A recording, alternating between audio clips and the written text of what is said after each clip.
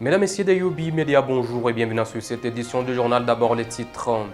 Des agents de l'Institut pour la conservation de la nature ICC non sigle ont perdu la vie mardi 22 juillet 2025 dans un crash d'avion survenu au niveau d'Issiro. Nous sommes en territoire de Béni. Vous suivrez les détails dans cette édition du journal.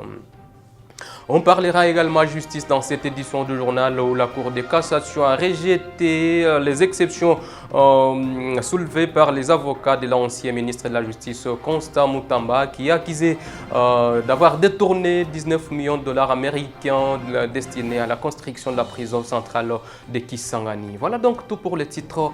Mesdames et messieurs, installez-vous pour les détails.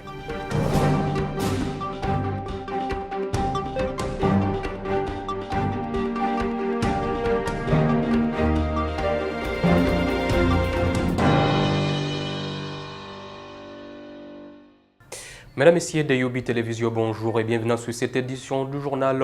On ouvre ce journal au gouvernorat de province ouvre les taxis motos des territoires de Rutshuru, Massissi, Lubero et ceux de la ville de Goma ont échangé avec les chefs de l'exécutif provincial au menu des échanges. Les deux parties ont parlé de la sécurité des motos taxis de la province du Nord Kivu, surtout Saint-Exerça, l'espace sous contrôle de la FCM 23. Le vice-gouverneur en charge de l'administration et des affaires politiques a exhorté ces derniers d'œuvrer pour la sécurité de toute la ville de Goma. Il était aussi question de restricter les corporations des mototaxis dans la province du Nord Kivu. Je vous propose de suivre dans ce journal Willy Manzi. Pour la sécurité de nous tous, nous voulons que les motards soient en sécurité et qu'ils contribuent à la sécurité de toute la ville de Goma. Une autre chose, c'est de voir comment nous pouvons définir ensemble les heures de travail des motards.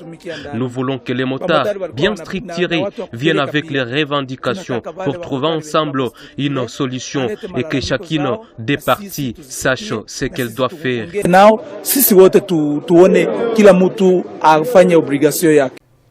Et dans le cadre de sa politique de proximité, le chef de la chefferie de Bukumu, Isaac Boutiti, a tenu un meeting populaire à Roussaïou. Nous sommes dans le territoire de Nyiragongo. Cette rencontre visait à écouter les préoccupations de la population de cette partie de la ville de Goma. Isaac Boutiti a adressé un message pour toute sa population, celui de prêcher le vivre ensemble et la cohabitation pacifique. Je vous propose de le suivre dans ce journal-là.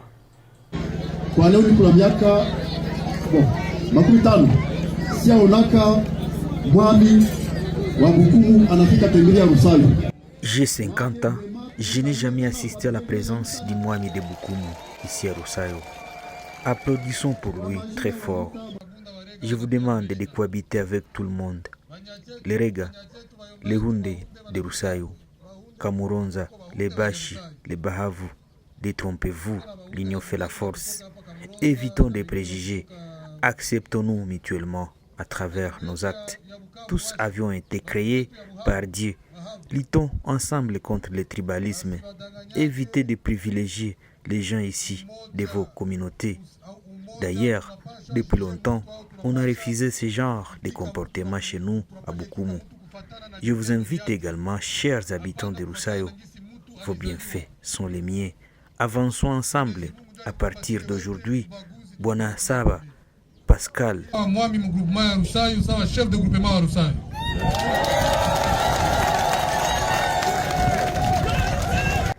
Et les nouveaux chefs du groupement Roussayo. Je demande à la population de ces groupements de le soutenir. Et s'il commet d'erreurs, je vais les remplacer. Il doit œuvrer pour l'intérêt du peuple, car vous êtes nos patrons. Vos difficultés sont les nôtres, mais comme je suis humain, je ne peux pas tout résoudre. Je ferai ce que je me sentirai capable. Ce qui n'est pas à mon niveau sera transmis à qui des droits.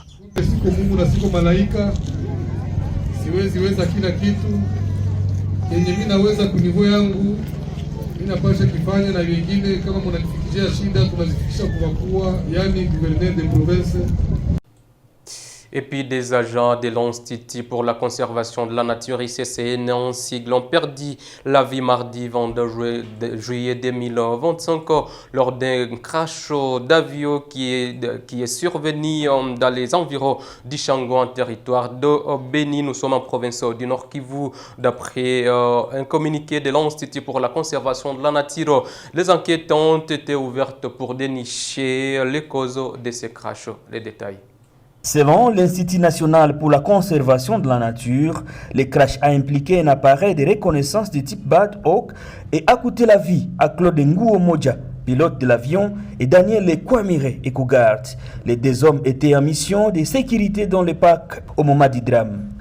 Selon la direction provinciale de l'ICCN, l'incident est survenu pendant qu'ils assuraient la sécurité des agents de l'ICCN en opération dans le parc. Alertées, les autorités compétentes, notamment l'autorité de l'aéronautique civile, ont immédiatement été saisies. Une enquête a été ouverte pour déterminer les circonstances exactes de l'accident. Dans un communiqué rendu public ce mercredi 23 juillet 2025, la direction provinciale de l'ICCN a exprimé sa profonde douleur et présente ses condoléances aux proches des victimes. L'ICCN présente ses sincères condoléances aux familles, aux proches et aux collègues des disparus, peut-on lire dans la note. L'institution de la conservation de la nature a également réaffirmé son engagement à poursuivre sa mission malgré les pertes. Selon les communiqués, l'ICCN réaffirme son engagement indéfectible à garantir la sécurité de son personnel et à poursuivre la mission de la protection de la biodiversité du point de vie. Ces drames rappellent les conditions parfois périlleuses dans lesquelles opèrent les éco-gardes du parc de Virunga, régulièrement confrontés aux dangers de faune, des groupes armés et des terrains difficiles d'accès. Et puis justice, dans cette édition du journal, la Cour de cassation de la République démocratique du Congo a rejeté les exceptions soulevées par les avocats de l'ancien ministre de la Justice, Constant Mutamba. L'ancien ministre de la Justice est donc accusé d'avoir détourné 19 millions de dollars destinés à la construction de la prison centrale de Kisangani. Constant Mutamba a donc indiqué que les 19 millions de dollars américains pour lesquels il est poursuivi se trouverait dans la banque et a indiqué qu'il n'a jamais touché même un dollar américain. Constant Mutamba est dans cet extrait choisi par Michel Kakoulé. Merci également aux honoréments de la composition. Et merci au ministère public, monsieur le procureur général près la Cour de cassation ici représenté. C'est un jour que j'ai attendu avec impatience. J'ai accepté d'affronter cette réalité pour prouver mon innocence. C'est pourquoi j'ai remis ma démission en qualité de garde des soldats de la République. Je vous remercie pour cette question. Vous répondez comment à la question? J'en viens. Monsieur le Président, permettez-moi de vous répondre.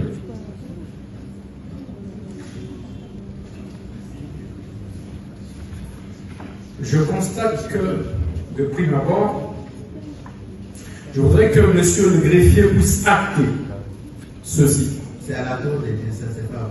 Je vous demande, monsieur le Président, de demander au greffier d'acter. D'accord. Que les 19 millions pour lesquels le ministre d'État, le ministre de la Justice et garde dessous, poursuivi ces jours, sont bel et bien à la banque. Au moment où je me présente par devers cette auguste cour. 2.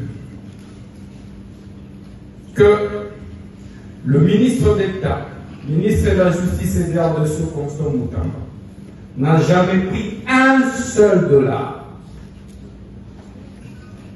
Un seul dollar. Je voudrais que vous puissiez demander au greffier de pouvoir acter cela. Est-ce que... Et puis parlons de cette série de nominations à la présidence de la République démocratique du Congo où M. André Ouamechon a été nommé gouverneur de la Banque centrale du Congo en remplacement de Mme Malangou Kabedi Marie-France qui à son tour a été nommée présidente du conseil d'administration de la CADECO. Suivez. André Wameso était jusqu'alors directeur des cabinets adjoints du chef de l'État en charge des questions économiques. Il sera secondé par les deux vice-gouverneurs actuels de la Banque centrale du Congo qui sont Dieudonné Fikiri, Alimasi Hassani et William Pambou. Pendant ce temps, André Nyembwe Musunga est nommé directeur des cabinets adjoints de Félix Tshisekedi en charge des questions économiques et financières. Roger Kalinga Kazadi est quant à lui nommé porte-parole adjoint du président de la République. Ces nominations et plusieurs autres ont été rendues publiques mercredi 23 juillet à la télévision nationale, la RTNC, par la porte-parole du président de la République, Tina Salama, à travers des ordonnances signées par les chefs de l'État.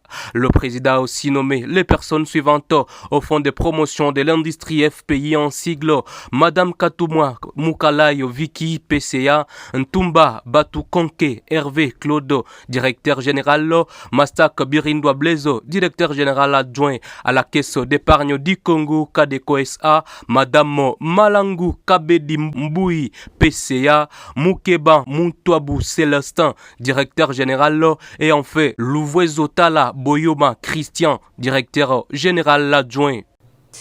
Et puis pour finir cette édition du journal, disons que l'ambassadrice de la Belgique en République démocratique du Congo, Madame Roxane de Biederlein, salue la mobilisation des acteurs internationaux pour trouver une issue à la crise à l'est de la République démocratique du Congo. Pour la diplomate belge, les avancées obtenues dans le cadre de ces différentes démarches reflètent la volonté de son pays, de l'Union européenne, qui depuis plusieurs années place le retour de la paix au cœur de plusieurs priorités. Je vous propose de la suivre dans ce journal. Eh bien, comme notre ministre des Affaires étrangères a eu l'occasion de le dire dans sa communication, c'est vraiment pour nous une avancée importante dans le chemin vers la paix. Certes, tout n'est pas encore résolu, mais c'est un pas important qui redonne espoir aux populations qui aspirent vraiment à une paix, à une sérénité.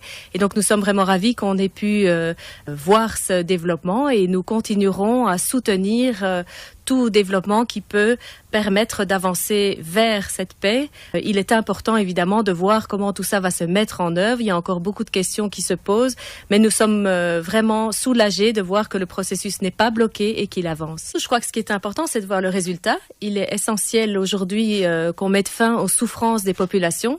C'est ce qui doit nous animer vraiment au quotidien. Et je crois qu'il est important de voir que des acteurs qui peuvent faire une certaine pression sur les différents protagonistes puissent s'impliquer, et je suis ravie de voir que les États-Unis mais aussi le Qatar sont très impliqués. Il y a aussi évidemment une médiation africaine, on le sait, il y a toute une équipe qui se met en place. Donc je crois qu'il y a quand même une mobilisation générale et ça c'est un soulagement, on peut s'en réjouir. Maintenant ça ne veut pas dire que la Belgique ou que l'Union européenne reste inactive, bien au contraire, nous restons très impliqués, nous soutenons déjà politiquement, nous continuons à nous impliquer. Nous parlons à tous les acteurs, nous essayons de partager notre point de vue, aussi de pousser, d'encourager. C'est pas toujours facile d'aller vers une négociation, vers une médiation. Et je crois qu'il est important que les partenaires, les acteurs encouragent et montrent que c'est la bonne voie pour qu'on avance.